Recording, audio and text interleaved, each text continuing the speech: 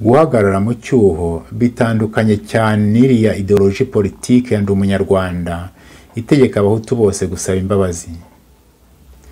Mu butabera no mu bucamanza icyaha ni gatozi, ntawe usaba imbabazi z'icyaha atakoze. Ariko rero burya mu mutwe no muri psikoloji y'umuntu wakomeretse cyane ku mutima, icyaha ntabwo ari gatozi gusa ku wagikoze, ahubwo kigera no ku muryango we n'aho atuye n'ibyo atunze. Niyo mpamvu burya guhagarara mu cyuho ugasaba imbabazi bica inzigo kandi bigarura umubano mu bantu. Muramuke. Ndabyibuka twari duteraniye ahantu bita Idetimorde mu Budage imyaka 25 irashize. Twari abahutu, abatutsi n'abazungu b'i Burayi ariko babaye mu Rwanda. Twarimo abihaye Imana, abapadiri, abapastori n'abarayiki. Twamaze icyumweru dusenga dusabana. Ariko ku munsi wa nyuma habaye ikintu gisa n'igitangaza. Abatutsi baturutse mu Rwanda, bamwe bari n'inshuti zacu twari dutuye tuziranye, batubwiye inzira y'umusaraba banyuzemo muri jenoside. Babivuga ariko nta nzika nta rwango wumvaga mu mitima yabo. Batubwiye ubugome bw'abakorewe hamwe n'ababo. Abahutu baraho amarira atemba mu maso, bamwe bararira, abandi barapfukama bavuga bati abatutsi muri hano rwose tubasabye imbabazi kubera ubugome bw'indengakamere abacu babakoreye. Abatutsi baraho bibagera ku mutima, maze bamwe barahaguruka baza guhoza no guhobera abo bahutu bababwira bati uwo mubabaro wanyu no kudusaba imbabazi bitugeze ku mutima. Bati rwose imitima yacu turumva iruhutse. Bati byongeye kandi abatutsi natwe twagombye gusaba imbabazi abahutu. Bati turasaba imbabazi kubera amabi n'amarorerwa abacu babakoreye mu mateka y'igihugu cyacu. Abazungu baraho baratangara bati ni ubwa mbere twumvise amagambo nk'aya ngaya mu banyarwanda.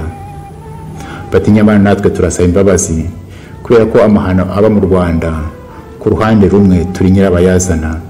Bati rwose turasaba imbabazi kubera ko ibihugu byacu byatereranye abanyarwanda mu bihe bikomeye by'amateka yabo. Ibyo birangiye turicara turaceceka. Hashize akanya hari umuntu uhagurutse aravuga ati ibi ngibi bibaye hano ni igitangaza Imana idukoreye.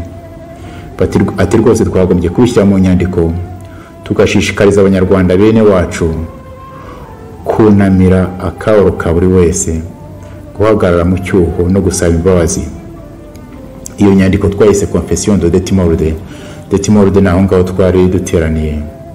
Mufite kuyisanga mu ndimi nyinshi ku rubuga rwayo confessiondedetimorde.com.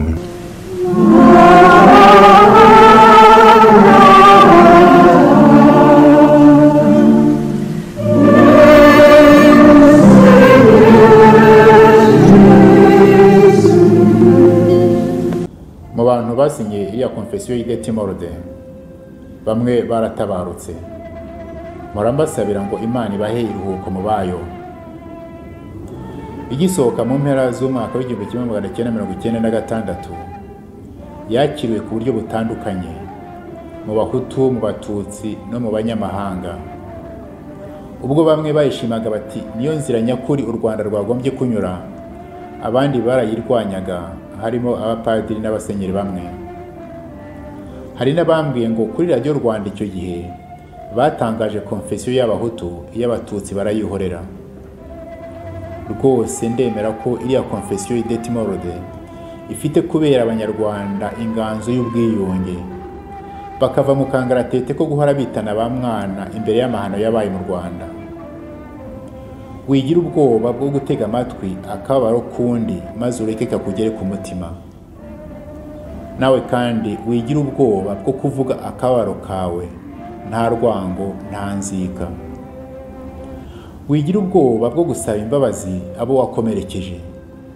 Niba kandi abo bakomerekeje baritabye Imana kandi ukabana n'abantu bagifite ibikomere ku mutima, wigira ubwoba bwo guhagarara mu cyuho no gusaba imbabazi. Wowe undeba kuri iyi video muri aka kanya, ndakwinginze ngo wohereze iyi video ku banyarwanda bose uzi. Ntukike ko ari amafaranga za views nshaka, dore ko amafaranga yaca ibintu muri iki gihe. Ahubwo ndashaka ko abanyarwanda twese twashyira imitwe hamwe tugashaka uko twahurira mu gacaca, maze iriya confession ikatubera inganzo twavomamo ibikoresho byo kubaka u Rwanda nyarwo no kwiyubaka ubwacu. Kubera ko uyu mwaka iriya confession izagira yubereye imyaka 25, nzajya nza buri munsi duhurire kuri channel bita Confession de Detimorde kugira ngo duhanurane.